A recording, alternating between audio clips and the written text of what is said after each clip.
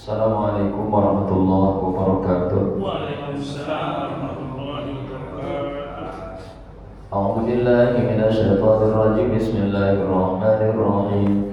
Ala alihi wa ala kulli salihah wa ila hadratin Nabi Mustafa Rasulillah sallallahu alaihi wasallam wa alihi wasahbihi wa dhurriyyati wa ahli kiram. Summa ila arwah abai wa ikhwanihi al-anbiya wal mursalin wal malaikati al-muqarrabin wa al Sayyidina Bilal bin Sidik wa Sayyidina Umar bin Khattab wa Sayyidina Usman bin Sayyidina Ali bin Abi Thalib karramallahu wajhah wa baqiyati sahabati ajma'in wa jami'in tabi'in wa tabi'in wal ulama'i al-'amilin wal fuqaha wal muhaddisin wal qurra'i mufassirin wa awliya'illahi ta'ala min masyariqil ardi bari wa bahri wa fi yamin wa fi shimali wa khususan sultan wa syaitan qadir jihani وجامع الأولياء في تنادي وعبارة الميزان في الكريم أكسنا لعلنا أكسنا فاتنا وخصنا يا بين وتنا جلدنا وجلاتنا ومشاخنا ساتلتنا وجامع المسلمين والمسلمات والمؤمنين والمؤمنات خصوصا والد هذا الكلام شيخ النبي وبرنا بالبنتاني وصول الشيخ ابن عبد الأسقلاني وفروع أهل سلسلة مراغب وفرد المسكن الجنة شولنا وله الفاتحة. أعوذ بالله من الشيطان الرجيم. بسم الله الرحمن الرحيم. الحمد لله رب العالمين الرحمن الرحيم مالك يوم الدين إياك نعبد وإياك نستعين اهدنا الصراط المستقيم صراط الذين أنعمت عليهم غير المغضوب عليهم ولا الضالين.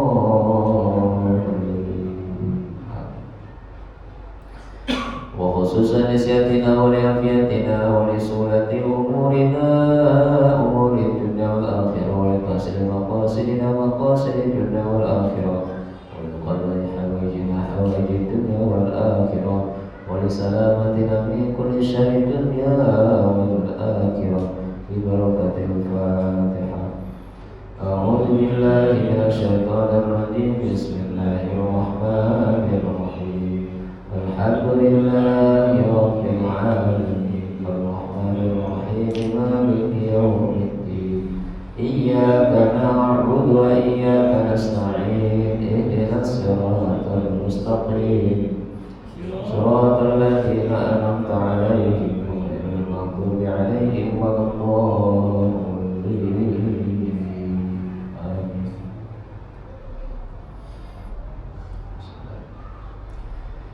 Bismillahirrahmanirrahim. Innal hamdalillah wassalatu wassalamu ala Rasulillah wa ala alihi wa sahbihi wa man tabi'ahum bi ihsanin ila yaumil qiyamah. Hadirin jamaah salat maghrib yang Allah muliakan. Alhamdulillahirabbil alamin. Segala puji bagi Allah malam ini semoga dalam keadaan afiat dan juga masih diberikan kekuatan ya, kemudahan untuk melaksanakan perintah sholat maghrib secara berjamaah dan juga masih dikuatkan untuk duduk sejenak ya, intidharus shalah ba'da shalah, apa istilahnya, memanjangkan waktu itikaf kita sampai datang waktu isya sampai kita mendengarkan kajian. Baik, kita lanjutkan kajian kita memasuki al-maqalah as-saniyah asyrah, maqalah yang ke-12. Ini berkaitan nasihat dari Luqmanul Hakim libnihi untuk putranya yang bernama Salam. Bismillahirrahmanirrahim. Wa qala Luqman libnihi ya bunayya innal hikmah an ta'mala asyra khisalin. Berkata Luqman al-Hakim libnihi untuk putranya yang bernama Salam. Dia berkata ya bunayya, ya bunayya. Istilah ini dalam bahasa Arab untuk bahasa seorang ayah yang sayang sama anak ya, bentuk bahasa kasih sayang gitu Pak. Senang sayang banget. Maka kalimatnya ya bunaya. Nah, Bapak bisa pakai di rumah. Ya, sama anak ya bunaya. Tanda cinta kasih seorang bapak kepada anaknya dan ya bunaya. Beliau berkata kepada putranya, ya bunaya, wahai anakku, innal hikmata, sesungguhnya hikmah. Nah, hikmah ini nama kita ya, nama masjid ini. Innal hikmata, sesungguhnya hikmah, an ta'mala asyra khisalin, itu terindikasi atau ciri-cirinya di mana kamu mampu mengamalkan 10 perkara. Ya. Jadi maksudnya begini, sesungguhnya orang yang mendapatkan hikmah daripada Allah. Apa itu hikmah Pak? Dalam Al-Baqarah ya 159 itu Allah firmankan, yu'til hikmata man yasha wa ma yu'tal hikmah faqad utiya khairan katsiran. Yu'til hikmata man yasha, bahwasanya Allah akan memberikan ilmu hikmah man yasha, hanya kepada orang-orang yang Allah kehendaki saja. Artinya hikmah ini sembarang dikasih. Kalau orang belajar matematika banyak bimbel. Kalau orang pengen belajar bahasa asing banyak tuh khusus, ya kan? Nah, kalau orang pengen belajar ekonomi banyak fakultas tuh, fakultas ekonomi banyak. Tapi hikmah sembarangan, nggak semua orang dapat. Karena ayatnya mayyasha, Allah kasih ilmu hikmah kepada siapa? Orang-orang pilihan, nggak sembarang. Jadi ilmu mahal itu ilmu hikmah namanya. Nah, maka masjid hikmah yang masjid mahal ya harusnya. Iya, nah, semua orang. Jadi hikmah itu ilmu mahal. Karena kalimatnya mayyasha, Allah berikan kepada orang-orang yang Allah kehendaki saja, dan semua orang dikasih. Apa sih keutamaan hikmah? Kata Allah, wa may yu'tal hikmah faqad utiya khairan katsiran. Siapa orang yang dikehendaki Allah untuk mendapatkan ini ilmu hikmah atau mendapatkan hikmah, faqad utiya khairan katsiran, maka Allah akan berikan kepada dia kebaikan yang berlimpah tiada hingga. Masya Allah. Ya, kebaikan ini ya bermacam-macam. Pemahaman, ya, keilmuan, pokoknya kebaikan yang tidak terhingga lah. Yu'til hikmata man yasha wa may yu'tal hikmah faqad utiya khairan katsiran. Allah akan berikan kebaikan yang banyak, kebaikan yang berlimpah. Nah, menguatkan di sini kata Luqmanul Hakim kepada putranya, wahai anakku, sesungguhnya tanda-tanda hikmah, artinya tanda-tanda seseorang itu mendapatkan hikmah daripada Allah. Apa itu? Nah, ada 10 kata itu. Ada 10. Oke, saya ulang dulu ya sebelum saat saya bahas yang 10 ini. Nah, apa itu hikmah Pak? Nah, hikmah ini begini Pak, indikator atau tanda-tanda orang yang diberikan ilmu hikmah adalah orang yang memahami tanda-tanda atau ayat-ayat, baik yang sifatnya ayat kauniyah maupun ayat kauniyah. Saya ulangi ya. Tanda-tanda orang yang diberikan hikmah sama Allah adalah orang yang diberikan kepahaman terhadap ayat-ayat Allah, baik itu ayat yang sifatnya kauniyah maupun ayat yang sifatnya kauniyah. Dikasih kepahaman gitu Pak, dikasih kecerdasan, bisa menangkap pesan, bisa menangkap ada pelajaran tuh di balik ayat-ayat Allah. Baik ayat yang sifatnya kauniyah, oleh itu ayat-ayat Quran yang kita baca Pak, yang diperdengarkan, yang dibacakan, itu namanya ayat kauniyah. Tertulis tuh. Mulai dari suratul Fatihah sampai surat An-Nas, itu namanya ayat kauniyah.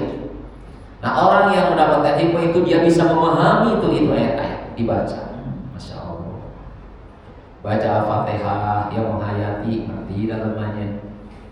Baca surat Al-Ikhlas, dia baca, ngerti, paham tafsirnya. Jadi betul-betul memahami ayat-ayat Allah itu.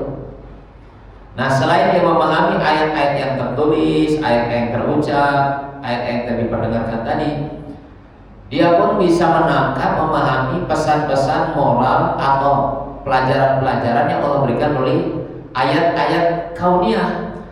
Apa itu ayat kauniyah? Fenomena alam. Realita, kejadian, peristiwa yang terjadi sekitar kita itu namanya ayat-ayat kauniyah, Pak. Kita lihat ada fenomena bencana alam, gunung meletus, banjir bandang, apalagi Pak, gempa, apalagi longsor, tsunami, itu kan fenomena alam. Nah, kita melihat fenomena ini bukan hanya kejadiannya, oh Pak, di sana ada tsunami, di sana ada gempa, bukan itu doang. Orang yang dikasih hikmah itu adalah dia bisa membaca ada apa di balik ini musibah. Nah, itu dia tuh. Dia bisa mengambil hikmah, mengambil pelajaran, mengambil satu pesan moral di balik ini musibah. Ada apa ini? Setelah dia amati dengan kacamata hikmah itu, Pak, pantas aja. Kenapa terjadi banjir begini? Karena pola hidup masyarakatnya kurang benar, buang sampah sembarangan, betul atau tidak, Pak? Iya, drainasenya tidak terjaga, tidak terawat. Banyak orang yang tidak sadar, tidak disiplin dalam dan sebagainya. Dia mikir, oh ini Pak, ini banjir bukan karena faktor alam, karena masyarakatnya kurang sadar nih. Itu dikasih hikmah begitu, Pak.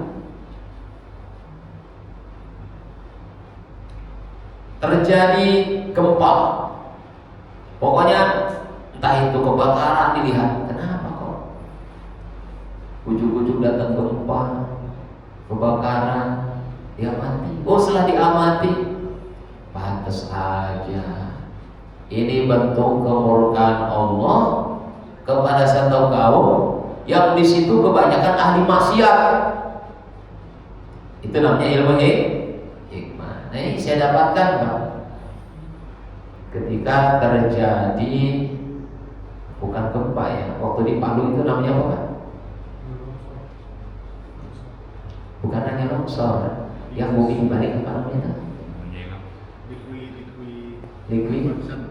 Likuidrasi ya, nah, bukan likuidasi, Pak.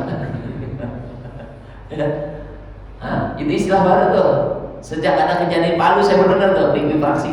Artinya apa? Bumi dibalik, permukaan masih tidak, ya permukaan tuh rumah apa gitu dibalik, bayangin aja coba.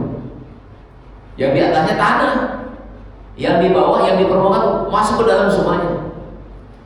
Itu kejadian di Palu. Kejadiannya gak lama waktu saya berangkat ke Gorontalo, waktu dakwah 4 bulan di sana. Nah, satu jamaah itu saya punya teman namanya Ustadz Mubarok, orang Palu, Pak. Ketika pulang ke Jakarta terjadilah, saya kan ingat sama Ustadz Mubarok itu orang Palu, saya telepon, Ustadz, gimana di sana? Antum kan di Palu? Aman, kata dia bilang gitu. Alhamdulillah aman. Saya ingat posisi di mana nggak tahu, pokoknya Palu aja. Dia cerita katanya, di sini cerita, dan ini memang terkonfirmasi karena ada beritanya, Pak. Dia cerita dan ada beritanya. Ada satu kawasan perumahan, gitu ya, perumahan. Kemudian dipotong dengan sebuah jalan lah, ada jalan gitu yang memisahkan. Kejadiannya ini unik, Pak. Yang satu dikenal likuifaksi, artinya gempa kebalik, ambles. Satu perumahan ini, Pak, kawasan ini ambles kebalik, yang satu aman, padahal dipisah cuma jalan sedikit, Pak. Logikanya kok bisa ya? Di sini ambles, di sini enggak. Dia cerita, maaf ya Pak ya, dia bilang ini lokalisasi tempat maksiat. Yang sini masyarakat umum aman katanya, subhanallah. Itu ayat-ayat Allah. Itu namanya ayat kauniyah, namanya. Jadi melihat berita ini bukan hanya baca berita doang, tapi pakai ayat kauniyah. Oh, ada pesan apa di situ coba?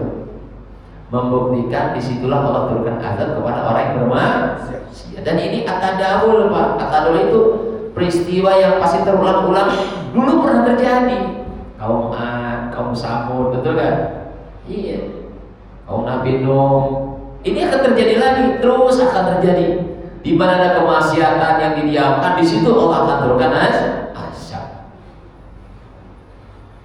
Makanya Rasulullah berpesan katanya, berpesan, apabila kau melewati satu tempat di mana di situ pernah terjadi azab, hindari tempat itu katanya. Ya, sekiranya di situ berpotensi turun azab, jauhin. Apa itu, Pak? Tempat-tempat maksiat, jauhin, Pak. Nauzubillah, kita lagi nongkrong di situ, ada orang zina, ada orang mabok, turun azab, kena imbas kita di situ, ya. Gitu. Itu namanya ayat kauniyah. Kita bisa membaca ayat Allah. Nah, kita kembali ke materi. Luqmanul Hakim mengatakan tanda-tanda orang diberikan hikmah itu ada 10 katanya. Ada 10. Berarti orang ini dipilih Allah nih. Apa yang pertama? Saya ulangi. Antamal asrafi salin, tandanya adalah dia mampu untuk mengamalkan 10 perkara. Indikatornya 10. Yang pertama, tuhil qalbal mayyit. Tanda orang diberikan hikmah itu tuhil qalbal mayyit, engkau menghidupkan hati yang mati. Tanda orang yang diberikan hikmah sama Allah adalah orang itu mampu menghidupkan hati manusia yang mati. Hati kan ada 2. Nah, hati kan ada macam-macam. Ada hati yang mati, ada hati yang hidup, ada hati yang sakit, betul kan? Nah, ada qalbun hayyun, ada qalbun mayyit, ada qalbun marid. Kalau qalbun hayyun, hati orang beriman. Kalau qalbun mayyit, hati orang kafir. Kalau qalbun marid, itu hati orang munafik. Nah, kita ini kalau kita mampu menghidupkan menghidupkan hati manusia yang mati. Hati manusia yang mati itu adalah hati manusia yang terhijab dari kebaikan. Udah jauh daripada Allah, ahli maksiat, ya, udah ingkar kepada hukum Allah, tapi kita bisa menyadarkan dia kepada kebaikan. Kita bisa menuntun dia kepada hidayah. Kita bisa menyadarkan dia dari kesalahannya. Hidup lagi hatinya tuh, sadar lagi, taubat kepada Allah, ingat kepada Allah. Berarti tadinya hati mati jadi hidup. Maka kita itu termasuk orang diberikan ilmu hikmah. Intinya gini lah, Pak, kalau bahasa gampangnya, tanda orang dikasih hikmah itu bisa menyadarkan orang gitu, Pak. Yang tadinya mau bunuh diri gara-gara mungkin putus asa. Sekarang kan banyak kok orang potensi bunuh diri gara-gara pinjol, ya Pak. Banyak kan begitu, Pak? Dia sendiri yang bikin penyakit, urusan pinjol, gak kuat bayar, gantung diri. Ya, ada yang minum racun lah, segala macam, putus asa. Nah, ketika kita melihat ada teman kita ngalamin seperti itu, kita deketin, kita ajak bicara dari hati ke hati, kita kasih pencerahan, kita kasih motivasi, kemudian dia bangkit menghadapi ujian. Nah, cakep tuh. Berarti kita diberikan ilmu hikmah, menghidupkan hati yang mati, yang putus asa, yang sudah terlepas dari rahmat Allah, dia kembali kepada Allah lagi, ingat kepada Allah. Ya. Jadi, atau dengan bahasa lain lah, tanda orang yang diberikan hikmah adalah orang yang bisa berdakwah, mengajak kebaikan kepada orang lain yang awalnya dia lupa kepada Allah, jauh daripada Allah, kemudian kembali kepada Allah. Gimana caranya tuh bisa ngidupin hati yang mati? Kan pertanyaan tuh. Gimana caranya? Itu dalam pelajaran kita yang udah lama ya Pak ya. Pelajaran itu udah lama banget. Awal-awal mungkin saya masih ingat nih. Pelajarannya awal-awal ketika ini masih musola al-hikmah dulu masih kecil ya. Masih kesan saya itu Pak Haji masih ingat saya dulu tuh. Pertama sih mestinya retak-retak ya Pak ya. Retak-retak semua masih ingat aja tuh. Ini awal-awal nih. Nah, ada ilmu yang saya sampaikan waktu awal-awal dulu. Kata Rasul begini, alaikum bi mujalasatil ulama wastima'il hukama. Diwajibkan atas kamu bi mujalasatil ulama, senantiasa datang ke majelis ulama, majelis taklim, wastima'i kalamil hukama, dan mendengarkan nasihat para ahli hikmah. Fa innallaha yuhyil qalbal mayyit bi nuril hikmah. Karena Allah Subhanahu wa taala akan menghidupkan hati manusia yang sudah mati bi nuril hikmah, dengan cahaya hikmah. Kama yuhyil ardhal mayyita bima'il matar, sebagaimana Allah akan menghidupkan tanah yang kering, tandus kering kerontang, bima'il matar, dengan diturunkannya air hujan. Jadi hati manusia yang mati itu laksana tanah tandus kering kerontang karena kemarau, tidak ada dihantam sama matahari, sehingga itu tanah jadi keras, Pak. Kalau tanah keras kering kerontang, sekiranya kita tanamin pohon, jadi enggak? Bapak tanamin, kasih bibit, entah bibit apalah, buah sayuran, buahan, jadi enggak, Pak? Di atas tanah yang kering, susah, nggak bisa, Pak. Karena tanahnya kering, kerontang, tandus. Jadi tanah yang kering, mau dikasih model apapun dia tidak merespon, susah.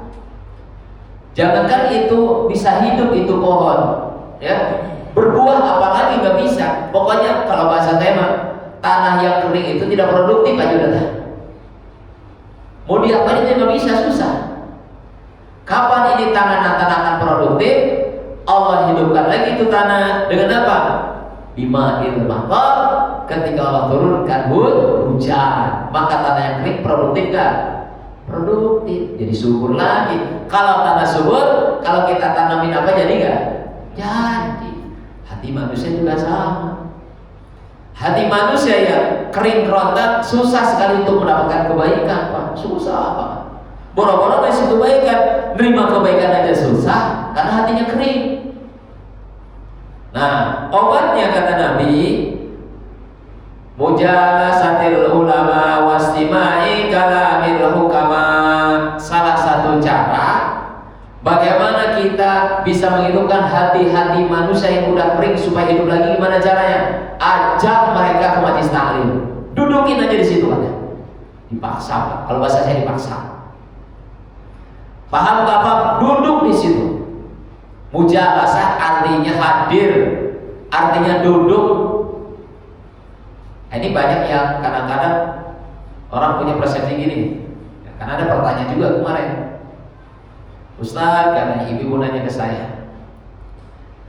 Ini saya sering sekali ngajak tetangga, teman untuk ikut ngaji, ikut kajian gitu.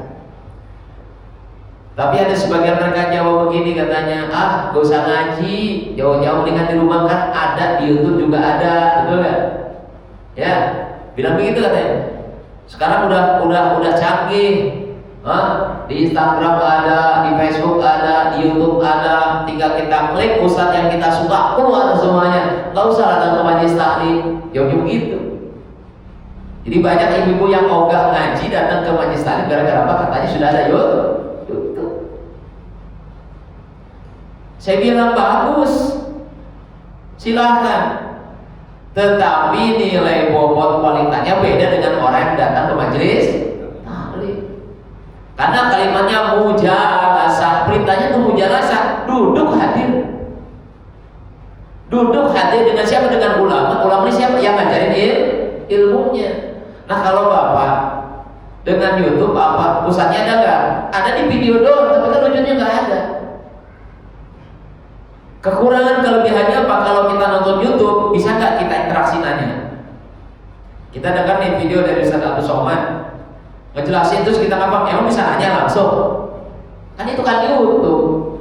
Tapi kalau kita datang majelis taklim nggak paham nanya, bisa nggak? Bisa.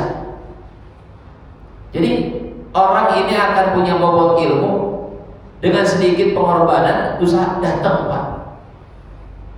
Ya datang. Mujalasatul ulama, hadir dalam majelis ilmu, perintahnya begitu.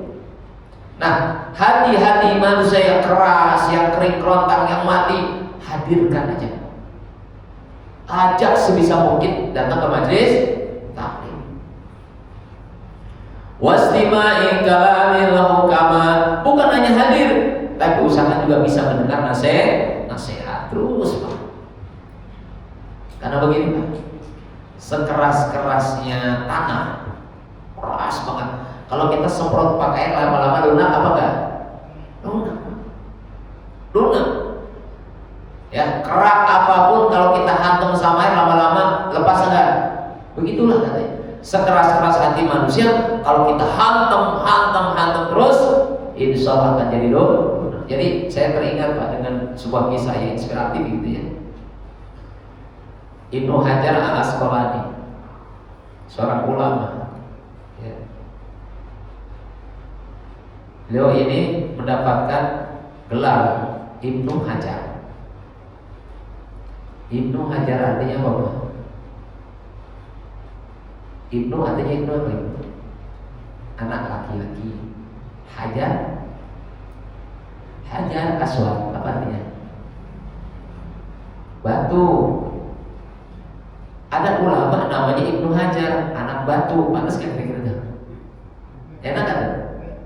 Kalau dikasih anak batu gimana ceritanya tuh? Emang lahir dari batu? Bukan. Itu ada kisahnya tuh. Jadi beliau ini hadirin pernah belajar, tapi dia merasa, aduh, ini saya belajarnya kok agak susah ya. Bertahun-tahun dia nggak bisa nambah pelajaran. Akhirnya dia putus asa, udahlah saya pulang aja. Ketika pulang dia melewati sebuah hutan. Di tengah hutan dia hujan lebat. Karena hujan dia berlindung masuk ke dalam gua. Di gua itu duduk nunggu hujan reda. Pada saat duduk, dia tertegun mendengar ada suara tetesan air. Itu suara air ya. Dia perhatikan saja itu air. Tiba-tiba matanya tertuju kepada tetesan air. Tetesan air ini jatuh di atas batu. Batu, Pak, batu ini, Pak. Dan ajibnya itu batu cekung berlubang. Dia mikir di situ. Ya Allah, otak saya kan tidak sekeras batu. Batu aja kena air, tetesan air karena saking sering-seringnya kena air itu berlubang. Masa otak saya nggak bisa kira-kira balik lagi, Pak, jadi ulama itu. Ini sebuah kisah artinya apa? Sekeras apapun batu, kalau ditetes air lama-lama berlubang nggak? Berlubang, apalagi tanah. Jadi begitu. Hati sekeras apapun manusia, Pak, ayo paksakan dengan tetesan hikmah, tes nasihat. Walaupun sedikit nggak apa-apa, hadirkan. Ya, kenapa? Fa inna Allah yuhyil qalba mayyit bidun hikmah. Karena Allah akan menghidupkan hati manusia sudah mati dengan cahaya hikmah. Gitu ya. Itu yang pertama tuh. Jadi tanda-tanda orang yang mendapatkan hikmah apa tadi? Dia mau menghidupkan hati manusia yang sudah mati. Intinya pokoknya bisa menyadari orang, Pak.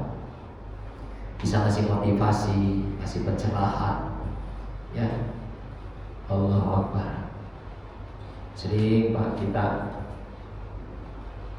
apa ya? Saya kayak dokter, cuman nggak ada SK-nya aja. Kalau dokter tempat apa, Pak? Tempat konsultasi ya, konsultasi kesehatan. Ya, di rumah juga sama, cuman biasanya konsultasinya lain. Nggak ada plannya. Buka praktek itu nggak ada konsultasinya, datang aja. Nah, dari sekian banyak konsultasi ini saya bisa mengambil sebuah hikmah. Oh, ternyata masalah orang ini variatif ya. Dinamika hidup ini bermacam-macam, Pak. Tapi pada intinya setiap orang pasti punya masalah. Ada yang sudah terpuruk masih datang ibu-ibu belum ngomong nangis, cek istri saya besok, Bu, maka habisin dulu air matanya. Saking masalah Pak terakumulasi, nggak kuat. Depan saya tuh belum udah nangis duluan. Kata istri saya sambil, udah Bu, sok habisin, habisin gitu. Saya nungguin aja, kira beres lagi cerita beres. Kenapa tuh, Pak? Saking beratnya Mas. Dia bilang, saya ke si saya ibu Ustaz, Saya sebetulnya putus asa, hampir kepikiran saya melakukan hal yang nggak boleh. Tapi tiba-tiba saya ingat sama Umi ya gitu, saya pengen kesini tuh. Ya Allah Robi, untung masih disadari, betul kan? Masih disadari, oh jangan, hampir katanya. Ya intinya mah, ya masalahnya masalah lumayan pelik lah Pak. Masalah rumah tangga. Tapi intinya ibu ini Allah selamatkan. Ya, Allah selamatkan, disadarkan. Ya dengan izin Allah datang ke rumah, kita bicara dari hati ke hati, pelan-pelan. Alhamdulillah sekarang ibu tuh udah bangkit lagi. Ya alhamdulillah. Jadi sebetulnya kalau kita mau peduli Pak, banyak orang yang punya masalah sebetulnya. Cuman karena kita cuek-cuek bebek bodoh ting jelas. Emang gue pikirin urusan gue juga pusing. Banyak kan gitu orang kan. Tapi kalau kita mau membuka diri Pak, care kepada orang lain, sebetulnya banyak orang yang pengen cerita dari itu baik. Ingin mencurahkan gitu, bahasa kita curhat lah. Ingin melepaskan unek-unek tuh banyak Pak. Banyak orang yang kelihatannya senyum depan kita, padahal di belakangnya nangis itu, betul kan? Iya. Saya tahunya apa? Karena saya lihat karena ada beberapa orang yang happy di dekat orang, tapi di rumah mencuri Pak. Hatinya dia menyimpan apa? Menyimpan masalah. Tapi alhamdulillah saya pribadi dengan isi itu bisa jadi wasilah lah. Orang sedih pulang jadi senyum, kita aja dah kerja kita ya. Nyenangin, sudah mau berah lah, nyemangatin lagi, supaya orang tuh kita cuma punya konsep ini Pak. Setiap orang punya masalah, obatnya gampang sebetulnya. Ya, kasih motivasi bahwasanya setiap masalah itu tanda-tanda Allah sayang sama kita. Gitu judulnya. Ya, datang masalah bukan bukti Allah benci sama kita, tapi Allah sayang sama kita. Dia nanya, Ustaz, gimana Allah sayang sama saya? Kan banyak masalah, Ustaz riut sih. Masalah ini bertubi-tubi nggak selesai. Ih, sih gue itu paham gitu. Kenapa Allah kasih masalah? Ya, dalam hadis kan ada, ketika Allah sayang kepada hambanya, ibtalahu, Allah akan berikan ujian. Nah, apa hikmah ujian? Satu nih, Bapak bisa cerita ya. Kalau ada teman yang punya masalah, Bapak cerita nih. Ini contekan dari saya nih, Bapak ngomong begini nih ya, supaya kasih motivasi aja. Saya ulangi, masalah adalah bukti sayang kepada kita. Masalah, musibah itu adalah bukti sayang Allah sama kita. Apa alasannya? Dengan musibah, kalau kita ikhlas, ridho, sabar, insya Allah itu musibah jadi wasilah Allah gugurkan dosa kita. Allah gugurkan dosa kita. Yang kedua, kalau kita menghadapi masalah, sabar, ikhlas, ridho karena Allah, maka itu masalah akan menjadi wasilah Allah angkat derajat kita. Dua. Yang ketiga, dengan masalah kalau kita ikhlas, ridho karena Allah, ini akan jadi wasilah gimana kita lebih dekat lagi kepada Allah. Betul loh Pak. Kita kalau lagi gak ada masalah, hidup lagi jaya, lagi makmur, lagi sehat, banyak duit, kayaknya ibadah ogah-ogahan aja ya. Dari rumah sakit sagrana ayah, udah ada semuanya, ngapain gua doa, duit banyak, masalah Pak, hidup kan juga. Tapi sekiranya kita lagi gak punya duit, kira-kira doanya masuk gak? Ya Allah, kerbutuh masalah. Betul ya? Jadi masalah itu sebetulnya masalah Allah supaya ayo hambaku sini mendekat, minta kamu bersama saya. Ayo ngomong. Gitu. Jadi masalah itu sebenarnya wasilah keadaan yang memaksa kita kembali kepada Allah. Gitu. Tiga. Yang keempat, apa hikmah masalah? Kita jadi banyak introspeksi. Ayo sekarang ibu introspeksi. Kenapa ini masalah datang? Mikir. Oh iya Ustaz, jadi sadar kan? Betul apa tidak? 4 aja gitu Pak. Ya 4 aja Bapak sampaikan ini. Insya Allah pulang-pulang adem ya, adem tenang ya. Nah, ini kita belajar saling menyampaikan, mengajak kepada orang-orang yang mungkin putus asa, kepada orang yang mungkin udah pesimis hidupnya, kepada orang yang sudah nggak punya harapan. Sampaikan ini nih supaya hati mereka yang tadinya kering, kerontang, mati, udah putus asa, jadi ingat lagi kepada Allah. Ya pulang-pulang istighfar gitu, ya. Itu yang pertama kata Luqmanul Hakim. Tanda orang diberikan ilmu hikmah adalah dia mampu menghidupkan hati manusia yang mati. Kemudian apa tanda yang kedua? Wa tujalisul masakin. Tanda hikmah yang kedua adalah tujalisul masakin, kau selalu bergaul dengan orang-orang miskin. Ini dia. Ya. Jadi tanda orang diberikan hikmah apa, Pak? Cinta, senang bergaul dengan orang miskin. Nggak gengsi, nggak malu, ya, nggak merasa gimana gitu, biasa wae. Ya, dengan orang miskin senang, bahagia deh. Bukan hanya bergaul, Pak, tapi juga menyantuni orang-orang miskin, duduk dengan mereka, tidak suka untuk makan bareng sama mereka. Bapak beli makan, Bapak jangan makan sendiri di restoran, bawa tuh makanan, kumpulin orang miskin, ngumpul dengan mereka. Pak, Mang, Bibi, hayu orang dahar bareng, betul kan? Subhanallah, itu namanya tujalisul. Tujalis artinya kita bergaul dengan orang-orang miskin. Apa hikmahnya bergaul dengan orang miskin, Pak? Kita bicara tentang hikmahnya. Apa hikmahnya bergaul dengan orang miskin? Kalau kita sering duduk dengan mereka, akan semakin kita bersyukur kepada Allah. Kan teorinya gini, Pak.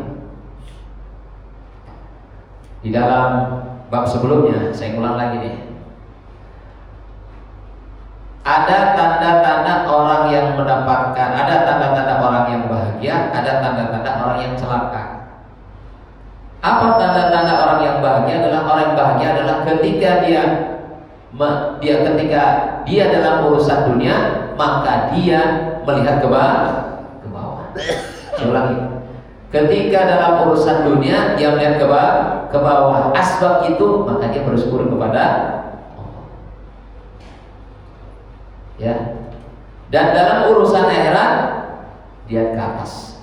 Urusan dunia lihat ke bawah, urusan akhirat lihat ke atas. Lihat ke bawah dalam urusan dunia, semakin dia bersyukur kepada Allah. Urusan lihat ke atas, semakin dia semangat untuk ibadah. Ini tanda-tanda orang yang beruntung begitu.